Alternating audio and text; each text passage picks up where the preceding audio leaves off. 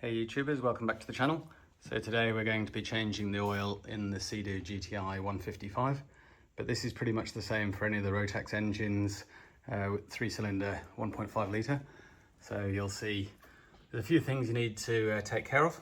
So first of all, I've bought some oil. This is the original Sea-Doo XPX. It's really hard to buy it, first of all, in Australia, and secondly, it's really expensive. So this time I'm changing over to this Penrite Marine grade. It's 10W40, which is the same, and it should be fine, but be interesting to see your comments on that. And then for the filter, we're going with this K&N 556, which is a good quality filter rather than some of the cheapies. So let's get into it. So a couple of things in preparation. So first of all, I've warmed the engine up. So I've got it nice and warm. I've been running it for a couple of minutes with the water on the exhaust, just so that the oil's nice and mixed up. One of the advantages is that any water in the oil, you'll get that mixed around, and the other is the oil will be thinner for when you pull it out. So the next thing, we're going to get a socket. So we'll get an E-socket to get the filter out, and once we've done that, we'll be sucking the oil out through the dipstick using a vacuum, and then we'll be filling the oil back up until the dipstick's the right level. So pretty straightforward. We'll just do that, and then we're going to do a few other things on the engine once that's finished up. So first up with the oil filter, this is an E12 socket, and what you want to do, it might be a little tight to start with, but as you undo it, it's a pretty good design because it actually unscrews the cap. So I'll get that fully undone and you'll see that the cap will lift up, and then I'll just leave that to drain down. So you can just see now that as I'm undoing it, the cap is lifting up, which is undoing on the O-ring that's there. And then I think with the original kits you do get a new O-ring, but you should be fine as long as the O-ring is in good condition. And now that's lifted up, it should be able to be pulled out, and I should be able to just let that oil just drain down into the housing there. So I'm just going to leave that just propped. Hopefully it doesn't make a mess and just drains down. Okay, so the next step is to prepare a suitable suction tube. So this tube needs to be just around 18.5 inches. So it's a bit hard to stretch this one out, but it comes to about there, about 18.5 inches long. And what's important with the tube is that it fits inside the dipstick. So you want to get a tube that's just about big enough to be stiff and just about small enough to fit down there. It's a little bit tight, this one. And when you get to about there, it might get stuck, but you do have to move it around a little bit. You might not be able to do it one-handed until you can get that to go down past that notch. And there's the 18.5 inches down. So that's now ready to suck out, but what I like to do is a few things. I like to put the engine flat. I tilt the engine forward and backwards, just try and get all the oil out. And then the other thing I do is move that tube up and down while I'm sucking, so that I make sure I get all of the oil from the bottom of the engine. So I'm looking to pull all that oil out as much as possible. I've got the filter still draining down, and I've just got the cap loose, just so that that's ready to go, and not have any vacuum or anything backing up there. Okay, let's get the vacuum on.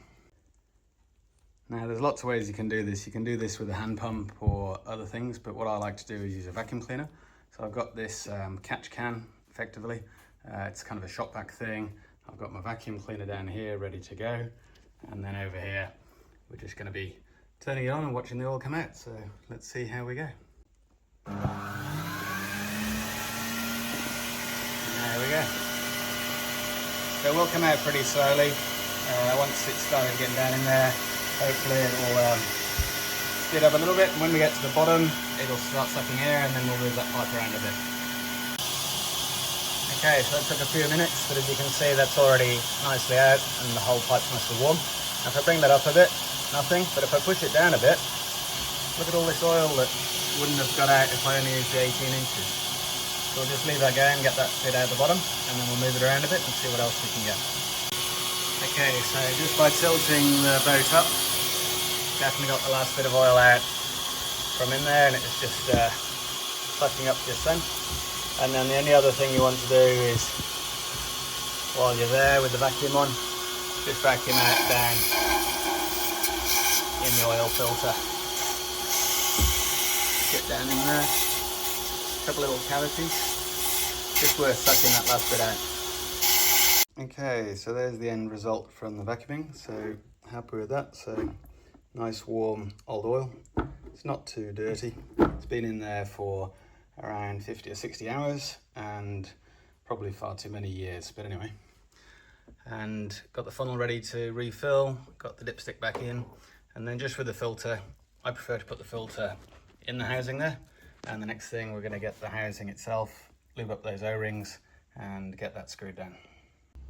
Okay, so we've got it filled up to about 3 quarts on the dipstick, but the one thing you do need to do is to fill up that oil filter, which won't happen without the engine cranking. So you can do that by just turning on the ignition, getting the alarm to go, and then if you hold down the throttle and press the start button, it'll just crank without starting. So I couldn't do that one-handed, so just gave it a crank over. I'll just let the oil settle down and then we'll do the dipstick again and top it off. Okay, so now we're all topped off.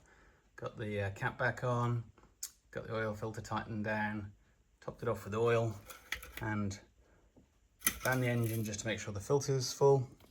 And now, not sure if you can see, but it's just on the bottom of the top mark there. So happy with that, so job done. So thanks for watching and see you in the next video.